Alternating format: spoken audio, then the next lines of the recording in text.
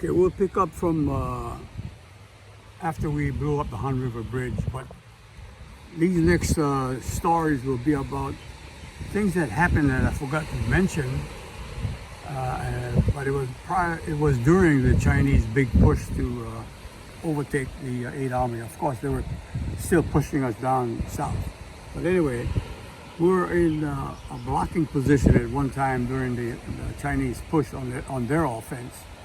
And we had to make sure that they couldn't make it to one of the paths. A pass is where maybe two mountains come to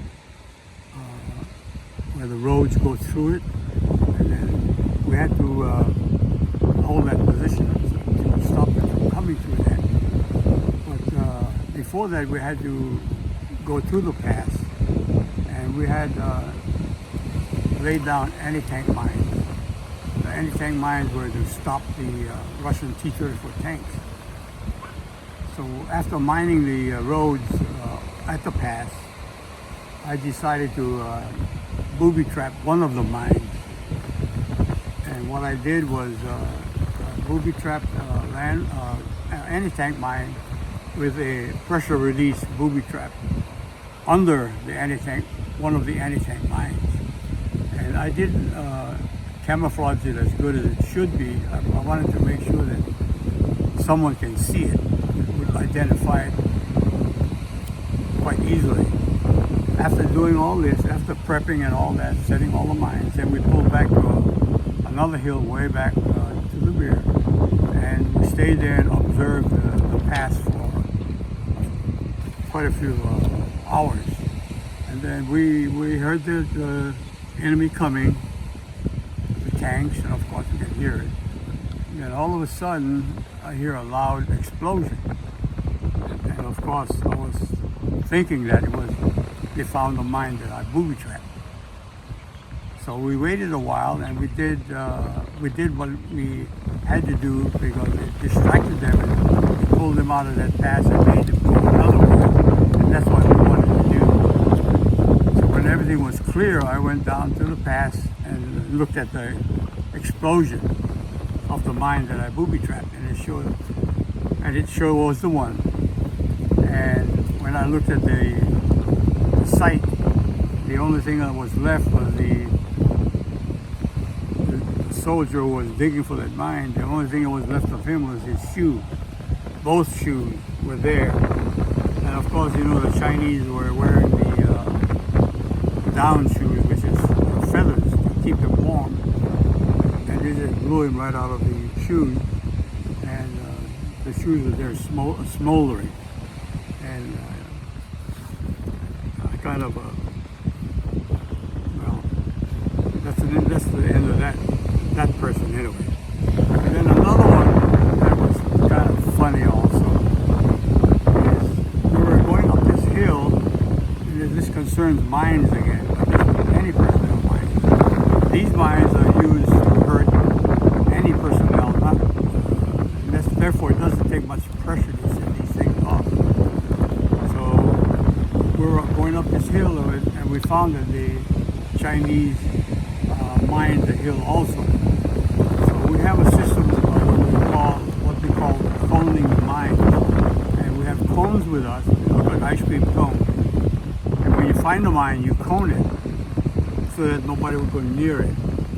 Well, we had this Canuck, well, he was a Canadian soldier, and he lost his tank because he got blown up. So he came with us, the rifle squad, and he wanted to come and just be with us. He had no other place to go. So he was coming up the hill with us, and all of a sudden, I heard this loud explosion. Well, it wasn't really that loud. It was loud enough. When I looked back, this Canuck was on the ground, and his right foot was gone. The anti-personnel mine blew his right foot completely right off. And I asked him, did you step on the mine accidentally, or what happened? He said, I didn't think you had a mine under there, and I kicked it. So we kind of called him stupid. You know, we kind of got upset at him. And then he finally said, at least I'm beating the pineapples home. Now that was kind of a dumb statement, but if that's what he wanted, he got it. And then at one time, there's another time too where during the war there were a lot of people who volunteered for the war that were 15 or 16 years old. And in our rifle squad, we had this big 16-year-old boy. I mean, he was big, but when you look at him, he looked like a man. But you can tell by his face that it was a young boy. So he was only 16 years old. So we kind of tried to encourage him to get out of the service, we'll turn his name into the command post, and so he can go home. Right then, as soon as you were 15 or 16, you were gone. Well, he said, no, he'll stay there until he'll reach 17. Well, it happened. One day before you got 17, you got killed. So that kind of was a sad part of that story, because he could have went home. I'd like to say something before I start again. The governor finally let us out of our homes. So I've been going to the beach lately, and it feels so great to get in the water again, get out in the sun and enjoy the sun. And that's, as you can see, I got just a little darker, but not too much. But I got my hair cut. The barber's open now. I can get my hair cut. So I kind of look like I'm back in the service again. I'm back teaching karate and everything. But anyway, all right. The next thing I want to talk about is the first time I took a shower. I don't know how long or it was before we had a chance to take a shower. We got there during the winter, so I'm guessing that probably didn't take a shower for at least 2-3 months. And then when we finally got to go to a reserve where we could rest a while, and then we had this quartermaster shower tent set up where we can go and take a shower. The only problem with that shower was that you only have 2 minutes. You got to turn the shower on, 2 minutes, the shower is off. Well, anyway, I didn't realize when I started taking my clothes off that when I finally got down to my underwear and my long john underwear, that I had this white lice all over me on the inside where your armpits, where there's hair, in your crotch. These white lice were living there, and I didn't even know about it. So I had to really realize what was happening. So I really had to take a good shower and all that, get all that off of me.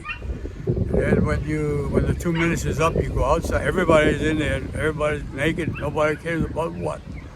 And then once you're finished taking a shower, you run out and they shoot you with DDT or whatever that chemical they use. Then you go to another line and pick up whatever clothes they give you. Usually it's oversized. And then you're off to your company with a clean set of clothes. So that was the first time I took a shower for I don't know how many months.